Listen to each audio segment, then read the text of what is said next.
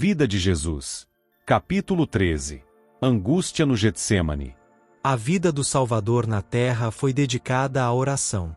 Passou muitas horas a sós com Deus, e com frequência, suas preces sinceras subiam ao trono celeste, buscando a sabedoria e força de que necessitava para sustê-lo em sua obra e para guardá-lo de cair nas tentações de Satanás. Depois de haver celebrado a Páscoa com seus discípulos, Jesus foi com eles ao jardim do Getsêmani, onde costumava orar. À medida que caminhava, conversava com eles e os ensinava, mas quando se aproximaram do jardim, tornou-se estranhamente silencioso. Durante toda a sua vida, Jesus estivera em comunhão com o Pai. O Espírito de Deus havia sido seu guia e apoio constantes. Por todas as obras que havia feito, sempre glorificara o Pai, dizendo: Eu nada posso fazer de mim mesmo. João 5, verso 30. Nada podemos fazer por nós mesmos. Somente quando confiamos em Cristo, podemos vencer e fazer sua vontade na terra. Devemos ter a mesma confiança simples e infantil que Jesus tinha em seu Pai. Cristo disse: Sem mim nada podeis fazer. João 15, verso 5. A terrível noite de agonia para o Salvador começou quando se aproximou do jardim. Parecia que a presença de Deus, que até então o sustentara, não mais o acompanhava. Começou a sentir o que significa separar-se do Pai. Cristo deveria tomar sobre si os pecados do mundo e, quando foram colocados sobre ele, parecia mais do que podia suportar. A culpa do pecado era tão terrível que foi tentado a pensar que Deus não mais o amava. Quando sentiu a enorme aversão de Deus ao pecado, deixou escapar essas palavras: A minha alma está profundamente triste até a morte. Mateus 26, verso 38. Jesus deixou os discípulos próximo à entrada do jardim, exceto Pedro, Tiago e João, com os quais entrou no horto. Eram eles seus mais sinceros discípulos e os companheiros mais chegados. Mas não podia suportar que eles testemunhassem sua intensa agonia. Disse-lhes: Ficai aqui e vigiai comigo. Mateus 26, verso 38. Caminhou alguns passos adiante e caiu prostrado no chão. Sentia que o peso do pecado o separava do Pai. Tinha diante de si um abismo tão grande, tão profundo, tão tenebroso que tremia diante dele. Cristo não sofria por seus pecados, mas pelos pecados do mundo. Sentia o desagrado de Deus contra o pecado como o pecador sentirá no grande dia do juízo. Em sua agonia, Cristo se agarrou ao solo frio. De seus lábios pálidos ouviu-se o grito amargo: Meu Pai, se possível, passe de mim este cálice. Todavia, não seja como eu quero, e sim como tu queres. Mateus 26, verso 39. Durante uma hora, Cristo suportou sozinho aquela terrível angústia. Então foi até os discípulos, ansioso por receber uma palavra de simpatia. Mas nenhuma simpatia se manifestou, pois eles estavam dormindo. Despertaram ao som de sua voz, mas quase não o reconheceram, pois a aflição havia alterado a expressão de seu rosto. Dirigindo-se a Pedro, perguntou: Simão, tu dormes? Não pudeste vigiar nem uma hora? Marcos 14, verso 37. Pouco antes de irem ao jardim, Cristo disse aos discípulos: Todos vós vos escandalizareis. Marcos 14, verso 27. Eles então lhe asseguraram com veemência que iriam com Jesus à prisão e à morte. E o pobre e autossuficiente Pedro, cheio de confiança, acrescentou: Ainda que todos se escandalizem, eu, jamais. Marcos 14, verso 29. Mas os discípulos confiavam em si mesmos. Não olharam para o poderoso ajudador como Cristo lhes aconselhara a fazer. E quando ele se encontrava na hora de maior necessidade, precisando de solidariedade e orações, eles dormiam. Até Pedro dormiu. E João, o discípulo amado que costumava se reclinar no peito de Jesus, também dormia. Seguramente a afeição que João sentia pelo Mestre deveria mantê-lo acordado.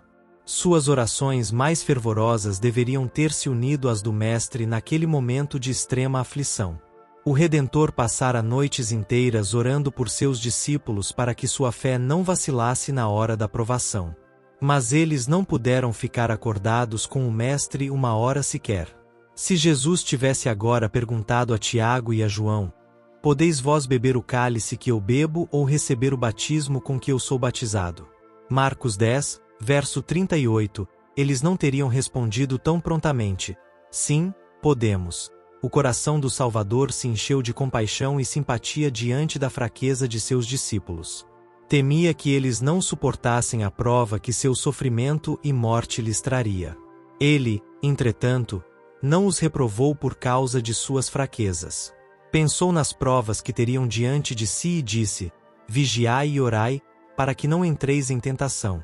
Com bondade, desculpou-lhes a falta cometida para com ele, dizendo: o espírito, na verdade, está pronto, mas a carne é fraca. Mateus 26, verso 41. Que exemplo de ternura e piedoso amor o Salvador nos deu! Outra vez uma angústia insuportável se apossou dele. Exausto e no limite de suas forças, cambaleou de volta ao local onde antes havia orado e suplicou ao céu: meu Pai, se não é possível passar de mim este cálice sem que eu o beba, faça-se a tua vontade. Mateus 26, verso 42. A agonia provocada por essa oração fez com que gotas de sangue fluíssem de seus poros. Outra vez buscou os discípulos, desejando encontrar conforto e simpatia, e novamente achou-os dormindo. A presença do Mestre os despertou e quando olharam seu rosto, sentiram medo, pois viram nele manchas de sangue. Não compreendiam a extensão da angústia mental que sua face expressava. Pela terceira vez buscou o lugar da oração. Terror e trevas profundas invadiram-lhe a alma, pois não sentiu a presença de seu Pai. Sem isso, temia que, em sua natureza humana, não poderia resistir ao duro teste. Pela terceira vez, ele repete a mesma oração. Os anjos anseiam vir em seu socorro, mas não lhes é permitido. O Filho de Deus deve beber essa taça ou o mundo se perderá para sempre. Ele vê a fraqueza do homem e o poder do pecado. O sofrimento de um mundo condenado se descortina em sua mente. Então toma a decisão definitiva: salvará o homem a qualquer custo. Ele deixou as cortes celestes onde tudo era pureza, felicidade e glória, para salvar a única ovelha que se perdera, o único dentre os mundos criados que caíra em pecado, e não abandonaria seu propósito. Sua prece agora transpira apenas submissão. Meu Pai, se não é possível passar de mim este cálice sem que eu o beba, faça-se a tua vontade. Mateus 26, verso 42. A divindade sofre. O Salvador cai desfalecido ao solo. Nenhum discípulo se encontra ali para ampará-lo, para erguer ternamente sua cabeça e banhar aquele rosto tão pálido pelo sofrimento. Cristo está completamente só. Mas Deus sofre com seu Filho. Anjos contemplam-lhe a agonia e no céu se faz completo silêncio. Não se ouve nenhum som de harpa. Pudessem os homens perceber o espanto dos anjos celestes, ao contemplarem com mudo pesar o Pai retirando de seu amado Filho os raios de luz, amor e glória, então compreenderiam melhor quão ofensivo é o pecado à vista de Deus. Um poderoso anjo desce do céu para confortá-lo. Ergue a cabeça do divino sofredor, apoiando-a em seu peito e aponta para o céu. Diz-lhe que havia vencido a Satanás. Como resultado, milhões estariam com ele em seu reino de glória. O rosto do Salvador, manchado de sangue, reflete agora a paz celestial. Ele suportou o que nenhum ser humano poderia suportar. Experimentou a agonia da morte no lugar de cada pecador.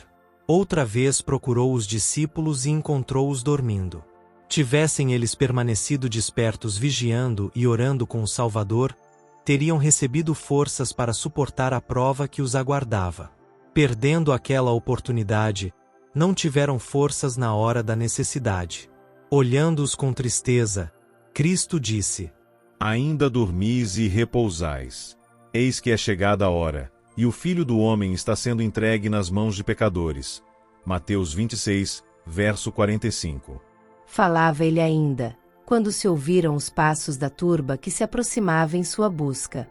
Voltando-se para os discípulos, disse: Levantai-vos, vamos. Eis que o traidor se aproxima. Mateus 26, verso 46.